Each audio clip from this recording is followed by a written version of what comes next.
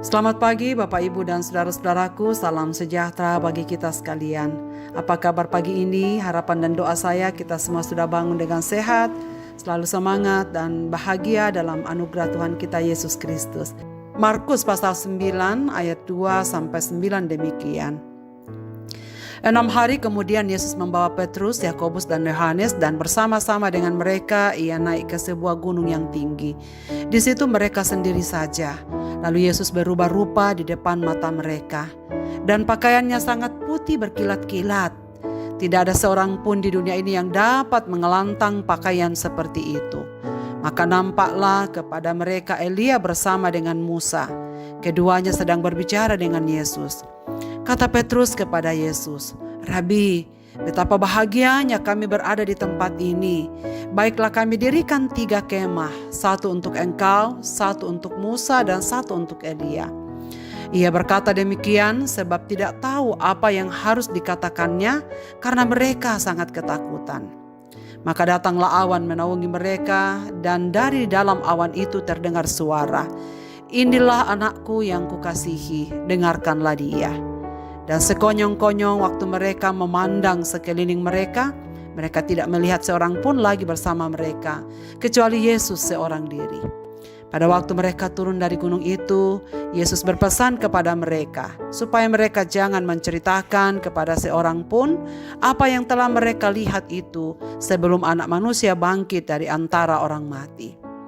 Tanda hidup beriman, dengarkanlah dia. Apakah yang akan kita lakukan ketika kita berada dalam situasi yang tidak baik-baik saja?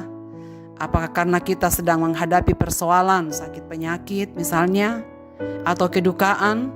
Atau ketika harapan kita tak terrealisasi? Atau sedang merasa dikecewakan? Saudara, respon umum manusiawi akan menghubungi keluarga, sahabat, rekan, atau siapapun yang dianggap dapat menolong di masa sukar itu. Minimal berada bersamanya dalam masa sulitnya. Tuhan Yesus pernah ada dalam situasi itu. Ia berada dalam situasi yang tidak baik-baik saja karena menghadapi penolakan dan kebencian dari orang-orang di sekitarnya. Bahkan parahnya ia sudah menghadapi ancaman pembunuhan berkali-kali, namun masih bisa meloloskan diri. Tapi kali ini Yesus yakin bahwa ia sudah tidak akan mungkin bisa lolos. Penderitaan akan semakin berat dihadapinya. Maka ia telah mempersiapkan para muridnya menghadapi kenyataan pahit itu, supaya ketika peristiwa itu datang mereka dapat mengingat apa yang telah Yesus sampaikan kepada mereka. Markus melaporkan bahwa setelah 6 hari Tuhan Yesus mempersiapkan para murid tentang penderitaan yang akan dihadapinya. Tuhan Yesus memberitahukan bahwa dia akan menderita, akan dibunuh dan dibangkitkan untuk hidup kembali. Dia membawa trio murid kepercayaannya, diajak ke gunung untuk berdoa, Petrus, Yakobus, dan Yohanes. Ia tahu saatnya semakin dekat, penderitaan harus dihadapi. Dan ketika Yesus sedang berdoa, Yesus tiba-tiba berubah rupa di depan para murid. Di depan mata mereka, ia berubah, pakaiannya putih cemerlang. Lalu suara Bapa mengumumkan siapa dia. Identitas Yesus sengaja dibuka total tanpa rahasia lagi. Wajahnya berubah mengalami kemuliaan. Pakaiannya menjadi bersinar dan sangat putih. Mereka melihat kemuliaan surgawinya sebagaimana dia adanya, Allah di dalam tubuh manusia. Peristiwa yang mengingatkan kita tentang Musa yang naik ke atas gunung yang tinggi, bertemu dengan Tuhan, dan seketika wajahnya berubah untuk menerima hukum Taurat yang berisi perjanjian Allah dengan umatnya. Maka kemunculan tokoh Elia, Musa, dan Yesus menunjukkan wahyu Allah yang berkelanjutan.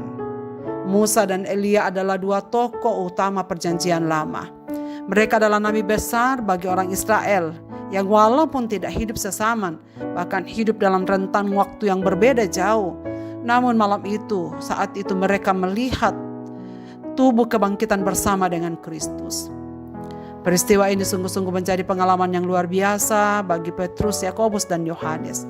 Mereka menyaksikan pemandangan dan pengalaman yang menakjubkan, yang belum pernah mereka lihat selama ini. Sebab selama ini mereka mendengar Nabi Musa, Elia dalam kitab Taurat. Dan sekarang ia melihat langsung dan mengenali mereka dengan iman, itu Musa dan Elia. Sebagaimana kita tahu bahwa Musa dan Elia hidup dalam zaman yang berbeda, berabad-abad yang lampau. Namun sekarang mereka bersama dengan Yesus di atas gunung itu. Saudara sekalian, Elia dan Musa dua tokoh yang istimewa tentu bagi pemahaman mereka, sebab wafat secara mulia. Elia bahkan tidak pernah wafat, ia langsung diangkat ke sorga. Menurut laporan dari kitab 2 Raja-Raja pasal 2 ayat 9-12. Demikian juga Musa yang wafat dikuburkan oleh Tuhan sendiri, tetapi kuburnya tetap misteri.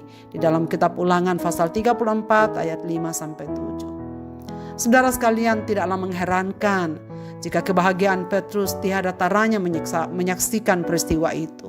Betapa senang dan indahnya menyaksikan apa yang ada di depan mata mereka.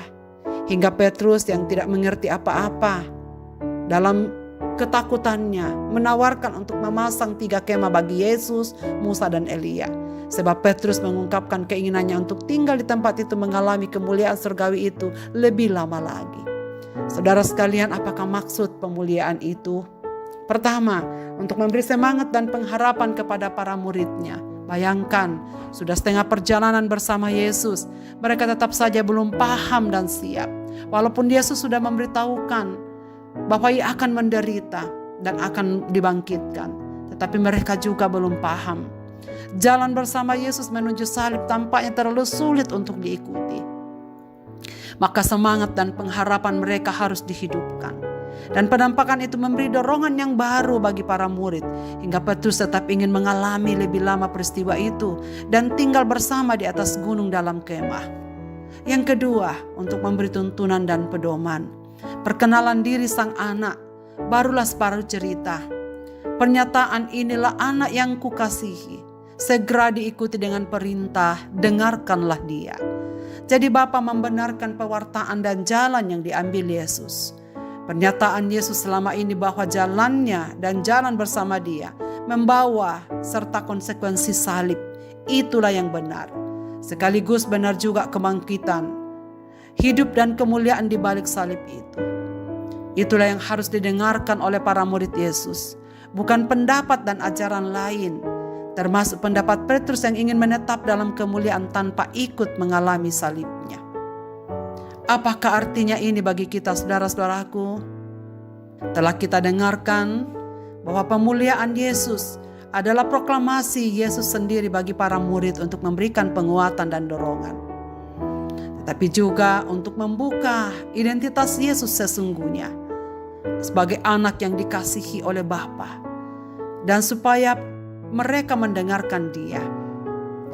Jika Musa mewakili pengajaran Allah dalam kitab Taurat, Elia dengan pengajaran nabi-nabi menyampaikan pesan, kini semua telah berlalu dan hanya ajaran Kristuslah yang tinggal. Hanya ajaran Kristuslah yang menyempurnakan. Ajaran Kristuslah yang sekarang harus mereka dengarkan dan jalan salib yang akan dijalaninya. Ajarannya yang diperkenan oleh Allah untuk menjadi panduan hukum yang baru sebagai pegangan umat. Itulah sebabnya segala pengajaran dalam gereja harus menjadikan pengajaran Kristus sebagai landasannya. Ujilah segala berita yang didengar, apakah sesuai dengan ajaran Kristus.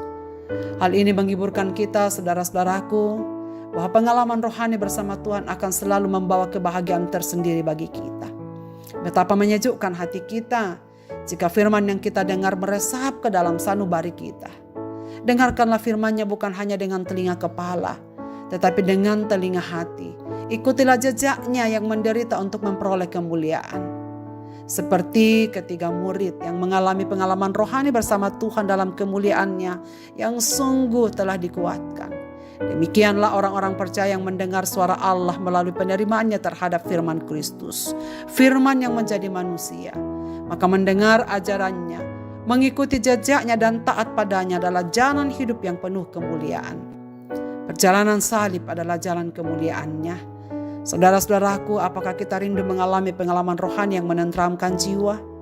Duduklah di hadapannya, dengarkanlah perkataan-perkataannya Ikutilah jejak Kristus dan isilah pikiran kita lebih banyak tentang firman yang menyegarkan. Saat langkah menjadi berat karena tantangan yang kita hadapi, maka merasakan persekutuan dan kehadiran Sang Ilahi menjadi penguat asa dan semangat kita. Datanglah padanya saudara-saudaraku, dengarkanlah Dia. Bukalah hati terhadap firman-Nya. Rindukanlah perkataan-perkataannya setiap waktu. Sebagaimana Paulus katakan dalam Roma pasal 10 ayat 17. Iman timbul dari pendengaran dan pendengaran oleh firman Kristus. Jika merindukan bertumbuh dalam iman, maka teruslah membaca firman Kristus. Sebab Dialah satu-satunya yang ditetapkan oleh Allah, sumber kebenaran yang mengubahkan. Dengarkanlah Dia dan taatlah padanya. Marilah kita berdoa. Bapa di sorga, Bapa di dalam nama Tuhan Yesus Kristus, terima kasih untuk firman-Mu yang baru saja kami dengarkan pada hari ini. Berilah kami kekuatan untuk semakin taat kepadamu, semakin mendengarkan ajaran-ajaran-Mu dan mengikuti jejak-Mu ya Tuhan. Terima kasih karena Engkau sudah memberikan teladan hidup bagi kami. Kami rindu menikmati segala kemuliaan Tuhan di dalam hidup kami. Dan karena itu biarlah Roh Kudus-Mu yang akan menolong kami, supaya kami semakin nyata, benar, dan taat di dalam kehidupan ini mengiring Tuhan di dalam hidup kami. Hamba-Mu berdoa untuk segenap pendengar renungan pagi ini dimanapun mereka berada, apapun yang sedang terjadi, apapun yang mereka hadapi. Jika mereka dalam kondisi yang tidak baik-baik saja, Tuhan hiburkanlah mereka dengan firman-Mu. Bahwa dengan berada di kaki Tuhan, dengan berada di dekat-Mu, dengan bersekutu dengan Engkau, kami memperoleh kelegaan yang baru. Apapun yang sedang dihadapi oleh umat-umat-Mu ini Tuhan, biarkanlah Engkau memberkati. Di dalam nama Tuhan Yesus Kristus kami berdoa. Amin.